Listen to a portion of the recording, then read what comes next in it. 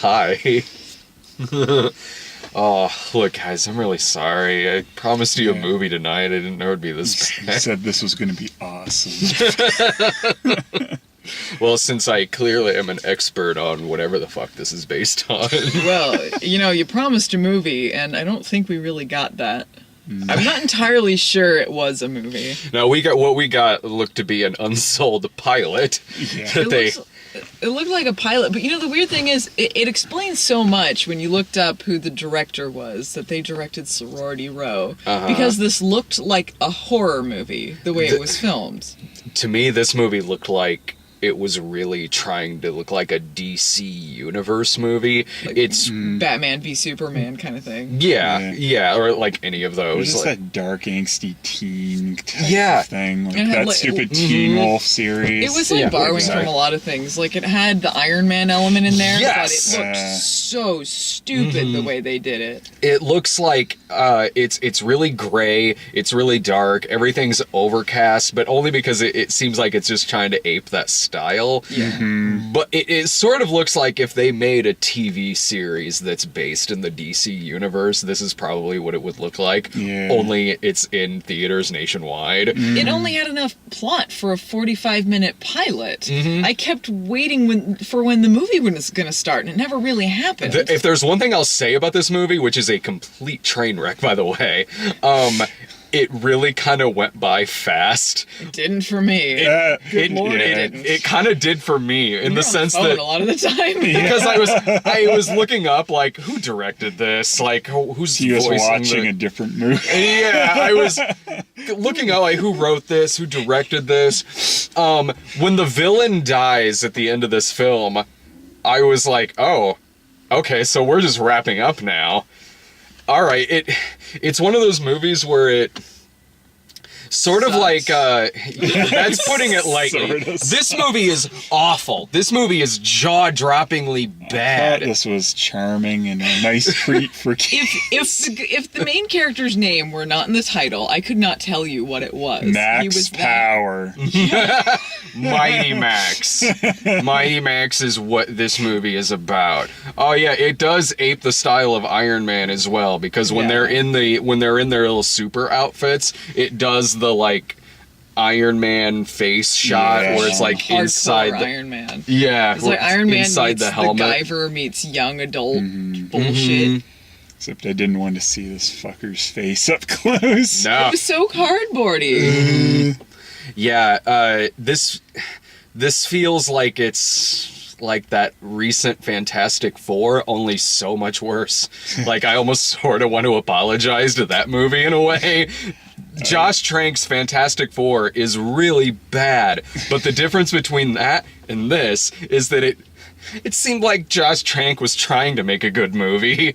It just didn't turn out that way. This is cynical crap.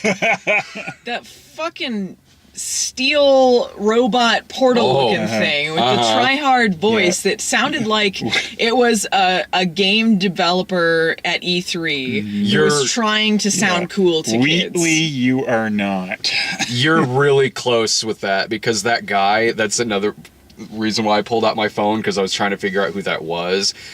He was one of the interns in the movie, the Internship, with Owen Wilson and Vince Vaughn, where they're interning at Google. He was one of those guys. He's also like the nerdy guy who was in, I think it was like commercials for Movie Phone, where they have the projectionist like tied up in the background or some shit. So it was him, and I don't know if on the show the voice of the alien robot sounds like this. But this voice that they have in this film for the goddamn robot is probably the worst robot voice I've ever heard in a movie. It doesn't even like compared to Heartbeeps. Yeah, because I liked Heartbeeps. It was just That didn't- talking for the sake of talking, like a lot of points. Like, so I'm in the kitchen now. At one point near the at the end of the movie, when he's talking to his mom, they cut away to him talking to a lamp, which was clearly God. just a scene cut from earlier in the movie. Yeah. Because I don't know, I guess they just needed something to go between there. So here's this dramatic scene, so I'm using that in the loosest sense, of of Max and his mom, Maria Bello, one of a couple people where it's like, what the fuck are they doing in this movie? So Maria Bello's the mom, she's talking to Max, and they're talking about like his dead dad and all this, and then it cuts to the goddamn robot who's looking at a lamp and says, hey baby, you come here often. Meanwhile, back to drama. Like, look man, Tequila can get away with that shit. This robot can't. The robot's voice sounds like it's a temp track that they accidentally left in the fucking movie. It's exactly what it sounds like. Though it was hard to try and determine, like, what was worse, the movie before Steele showed up or after? Because it's kind of like, it's just this angsty teen drama crap, and that was so flat. Like, I don't know. It was bad when he showed up, but I mean, it was bad before he showed up too. It got worse when he showed up because it felt like there was somebody sitting in front of us, like sort of riffing the movie, but having zero timing and nothing to say. Like, hey Max, why don't you put on that suit there, buddy? Yeah, okay, I'm gonna follow you. Hey, don't listen to your math teacher. She doesn't know what she's talking about. There are so many stupid, like Sam Witwicky type moments in this, where he's got the robot in his backpack, and of course the robot's making a bunch of noise and being a doofus for no reason other than just stupid slapstick to be happening while he's at school. Like, there's no reason the robot would be trying to blow his cover like this other than to just be a fucking dork. It seems like nothing in the movie ever really started, and it's predictable and confusing at the same time, the plot, because you knew immediately who was going to be the villain, because it was the only character who was prominent who wasn't like a main character. It was like, okay, so it's the one guy who works at this facility. It would have been better if it was his mom. You know what? There was a moment where I thought like the movie was going to pull one over on us and be like, the villain's Andy Garcia. As soon as he shows up, I used to work for your dad. Like, okay.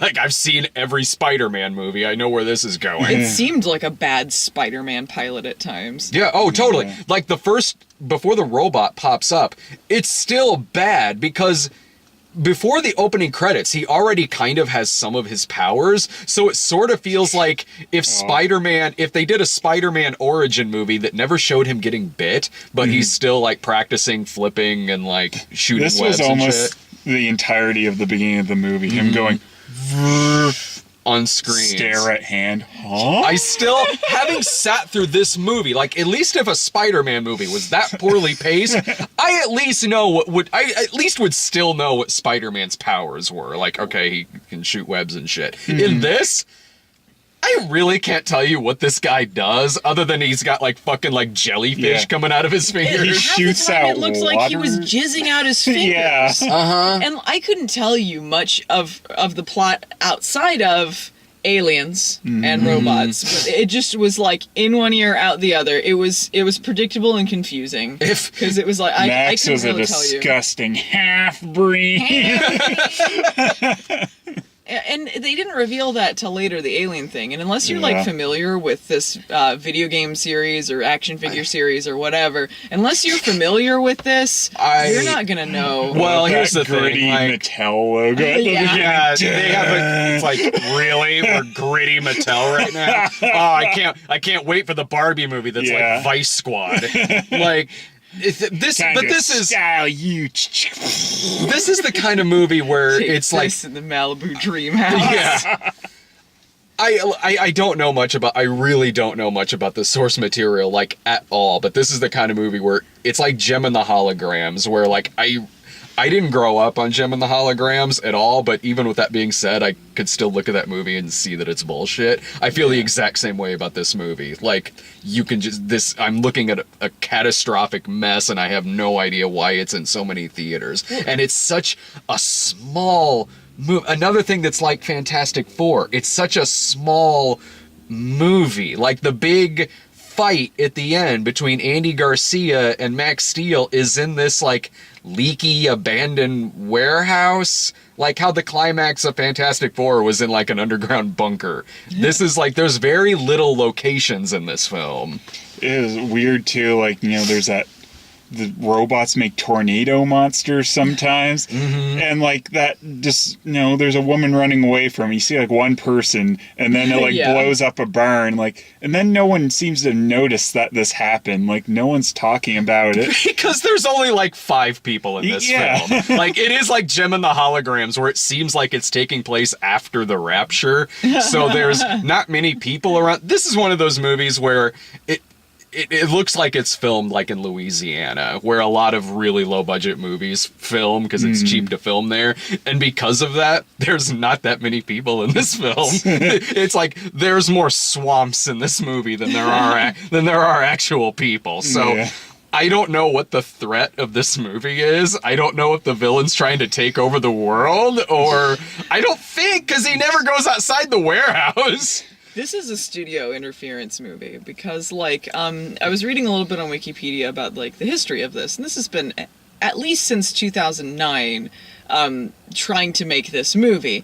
And it feels like the studio told them they wanted every sort of superhero thing and, like, everything in this movie, and instead got nothing. Because it feels manufactured of so many parts that don't come to anything. Didn't you say it was going to be, like, Taylor Lautner? Yeah, Taylor Lautner was going to be the lead, and he quit so he could be in Stretch Armstrong, which apparently did not happen either. That happened. That makes so much sense. I can easily see him in this film. Honestly, he has more charisma than this guy. Honestly, he probably would, not probably, he would have been better than this guy. This guy looked like Joshua Jackson crossed with a blow-up doll. Well, when they started the movie, and we don't know anything about the plot, like this character, like me and Phelan, we never saw any trailers or anything, so you don't know his age or his story or anything. And then the mom starts going like, "Oh, this is for baby, sorry," and then we're like, "What?" Like he's like 30, isn't he? Like, both he and the girl, like I don't know what ages they are in real life, but in this movie they look like. Look, just a quick rewrite. Make them college students. That's all you gotta do. This is distracting. Like, he only looks about 10 years younger than Maria Bello. The fuck? Like, this movie it's written by Christopher Yost, who has written, like, a lot of animated Marvel stuff. He's written the Thor movies, or at least a couple of them. That includes the new one that's coming out. Which Ninja Turtle series? The 2003 one. That one, and this, like, it feels like I could totally believe there's studio interference involved here, but it also feels like I'm watching a first draft. Like, that's totally what this movie feels like. Like, probably what the first draft of what most superhero movies is probably like before they make, that second, third, and final draft. Like, this is just the skeleton of what a superhero film would be, only they decided to just go ahead and film that, because no one's gonna see it anyway. Yeah. The theater was almost empty until, like, a family came in near the end. Otherwise, it was just us. I was so mad at them. Yeah. They sat far enough back. Yeah. Though the kids were laughing at some They parts, laughed at some and it was sad. crappy jokes. Yeah, like... But it wasn't very much, though, so I don't know how much they really enjoyed this movie. The stupid shit the robot was saying, like, "Oh, you gotta change your hamper there, man. Like, the girl might know too much about us. Maybe we should kill her." Like... The hell kind of hero is this? Yeah. Might have been funny if they actually killed her. This is one of our heroes in the movie. Like, it really legit seems like he's suggesting he kill his love interest. She was another weird thing where it seemed like the story started in the middle with her, because even though he met her his first day of school, because she almost runs him over. And she's like, "Hey, are you okay?" And he's meanwhile on the ground acting like he's concussed. And she's just like, "Oh, okay, you said you're okay. Meet me here after school." And at first I kind of missed the intros because I was zoning out, so I was like, do they know each other? Did they meet already? I guess not. Like, there was just nothing there. Quick. No chemistry at all. None. He has more chemistry with Maria Bello. It was reminding me of, like, the worst of Smallville with Clark and Lana. Like, our like paper thin relationship. There Well, are at least she didn't look like Rebecca Black like this lady did. So I kept just thinking, Friday, she's still that Friday. like blank look that Kristen Krug would give Tom Holland. Like they're very blank with each other. Oh god, there are every scene they have together in this movie includes at least a 5 or 10 second stretch where they're saying nothing. They just they both line. they both have the Yeah. looks of extras in a scene. They don't seem like they would be the main characters. They seem there like are the those. ones like you would immediately forget their face. Yeah, you're like, when are they getting killed off and the real hero comes? Lord. It just, I still just can't believe Andy Garcia is in this. Maria Bello. Oh my god! Like, did they just assume they were signing on to like? Well, this will be a next big franchise. Even The the hell? opening credits were half-assed. Oh god! Like they 'Cause you were ran like- out of money in the middle of the yeah, it credits. was just like it was starting kind of like the Spider-Man credits.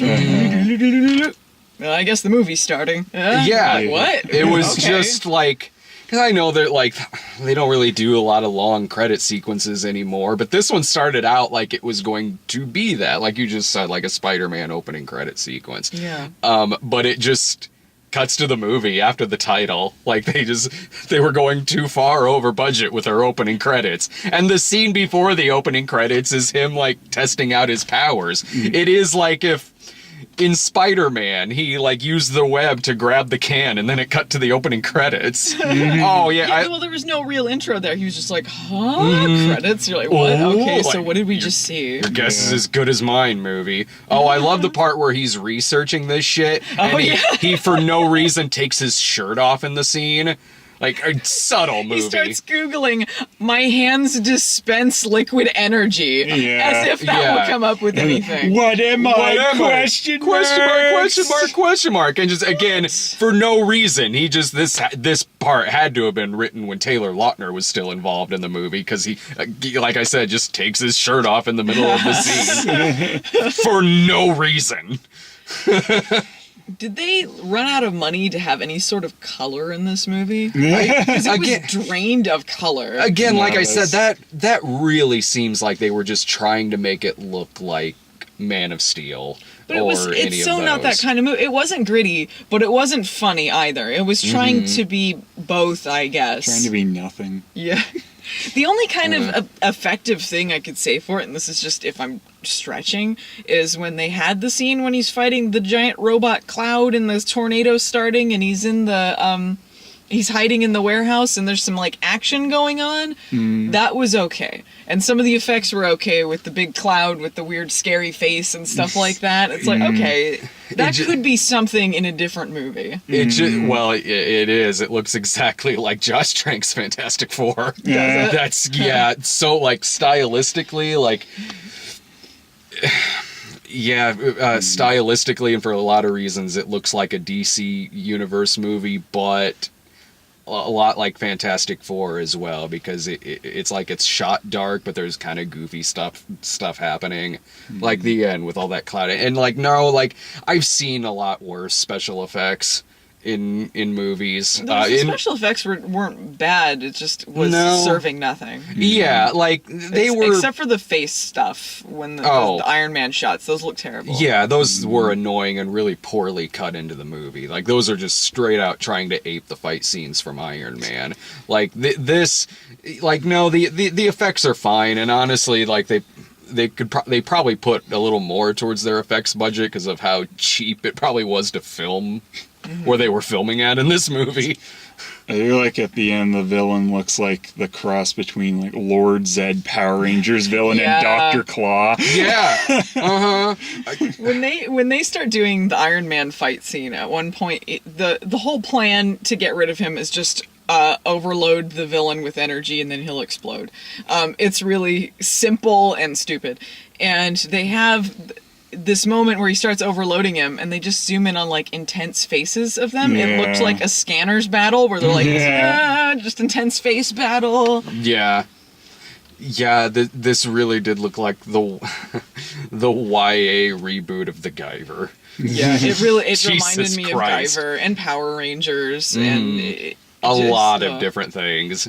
It's a lot of different things in a really cheap ass blender that is just shit out into theaters. Like, the only thing that I would have been like, well, I didn't see that coming, is if it did the switcheroo and Andy Garcia wasn't the villain and Maria Bello was. Yeah. Then I would have been like, okay, you got me. I feel like an idiot, but you got He me. tells the soldiers, kill my son. Yeah, I would have been I like, thought, they were gonna do that, and then they didn't. That would have been great. I would have loved that. Like, Maria Bello's the villain? Okay, you have my attention, movie.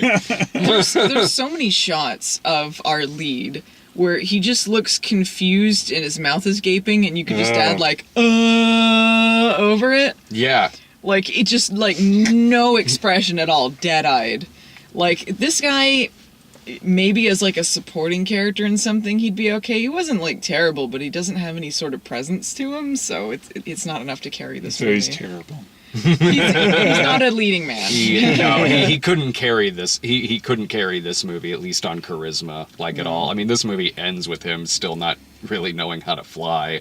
This movie ends on a slapsticky shot of him wanting to go one way, but the robot wanting to go another way, And then It's rips just- him apart and he screams in that. agony. Oh my god, that would have been so good. Like, well, they Like, did what? not sequel bait this. The jokes are so few and far between, so it's so, like, not anything. Like, it just feels like they're not trying with any Yeah. of it. There's a bunch of no answers, like with a bunch of stuff, like why his father is really there, even.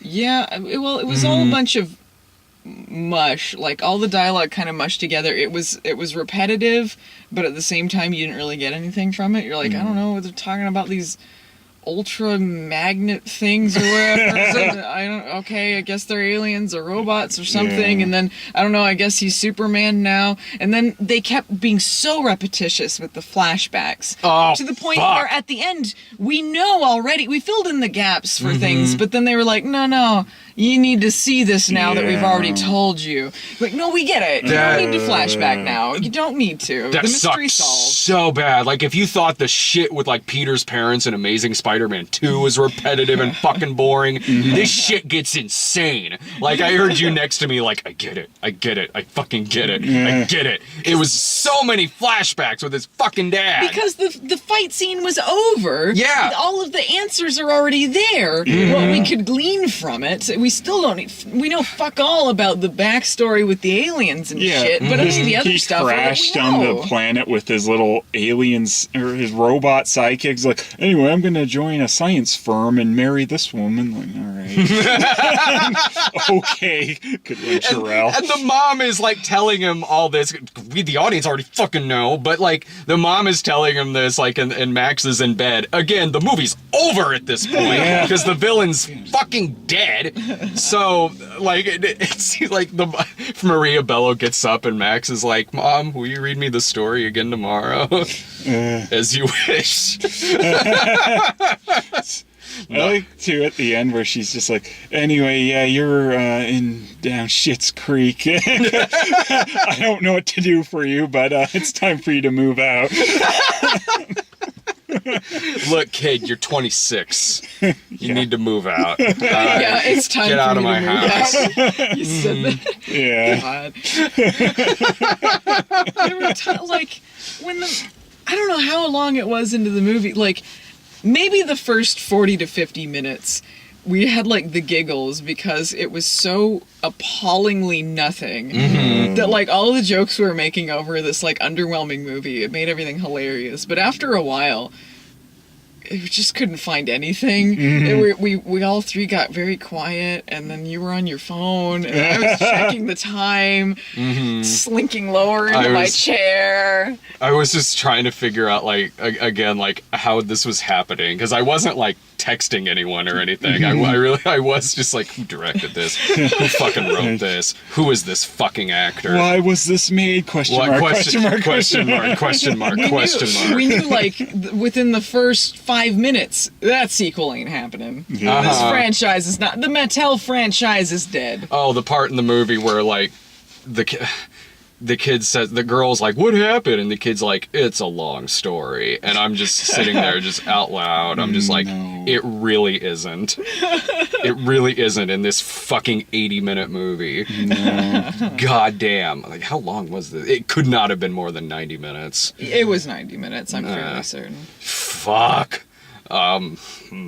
Max Steel is this year's Gem and the Holograms. That is exactly what this movie is. Like, everything about this is more obnoxious than Gem and the Holograms. Like, there were recognizable actors in Gem and the Holograms, but as much as I liked a couple of the actors in it, I was sort of like, yeah, it doesn't really surprise me that, like, I'm watching Gem and the Holograms and Molly Ringwald popped up in it. In this, there's actors in this, I don't know how they ended up in this fucking film, but, like, it's such a dead zone of a fucking movie. Like, like, it's easy to sit and, like, describe everything that's wrong with it, but to actually experience how bad it is, you almost have to see it. You almost have to see it just to really know how shitty this movie is to sit through. The bland leading the bland with an obnoxious robot thrown in. Yeah, oh yeah, that's another, the robot in the robot in Gem and the Holograms, I just remember being like, yeah, okay, it's a robot there, fine. The one in this, you gotta fuck up bad to make a shitty ass robot in a movie. Because a robot can be easily likable just in the sense that they're a fucking robot. Like, so, alright, this movie may be bad, but hey, the robot's cute. Whatever. The guy in this doing the fucking robot, holy shit. I've never seen someone fuck up a voice of a robot so bad since, like, fucking Star Odyssey with the duck robots wanting to fucking kill themselves and shit. Yeah. This is like someone played Portal and didn't get it. Yeah. That's exactly it. The Mattel Cinematic Universe is not gonna happen. I hope it does. I hope this does cross over into Barbie's Starlight Adventure. Would there be any way you'd recommend sitting through this? No. I don't see anything in it that was worth it. It was just nothing. It was a nothing movie. It's not even like a movie that you can necessarily, like, hate watch. There's some things, like, you can watch, you're like, oh, this is so bad, like, and get some sort of reaction, but, like, it's just a black hole. I imagine, like, we're sitting around and, like, Brian was there. This would be a pretty fun movie to watch in that. Maybe I'm just saying that because I saw Gem and the Holograms with him and we got some fun out of that because we were the only ones in the theater on a Saturday night opening weekend. If you're a hardcore fan of the show, you could probably hate watch this. Like Last Airbender style. I have no idea how close this is to the show or the video games or anything related to Max Steel, but I kind of think not. I kind of think it does not relate very closely. I think you could probably pick it up at a video store or something. Wait, no, fuck that. Like Netflix or some shit to, like, maybe watch on a bad movie night or something like that. Just if you're really curious, in the same way you would have been curious to see Josh Trank's Fantastic Four, except this is way worse. Or in the same way, maybe you'd be curious to see how bad Gem and the Holograms is. But Gem and the Holograms was a funnier sit than this. It could have been because, like, at least with Gem and the Holograms, Brian and I had an empty theater. Almost had an empty theater. Stupid family. Fucking kids. Fucking kids, man. That little shit. There's a 16-screen theater. I'm sure there's something else he could have seen. Yeah. Watch something good, why not? We'll take the crap you go there.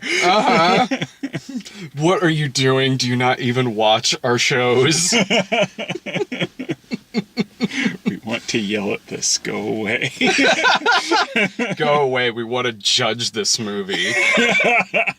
We're doing our jobs and you're interrupting us. We don't interrupt you at work. God. Is there anything else? Any final thoughts about this? No. Fuck, I guess. This movie's a whole lot of fuck. This movie is dog shit. Yeah. It is... Honestly, exactly what I thought it would be, because I did see the trailer. It did not misrepresent this movie. I saw that stupid teen angsty crap. Yeah, it's just like, oh, it's one of these. Vanished was a way funnier movie. Yeah. All right.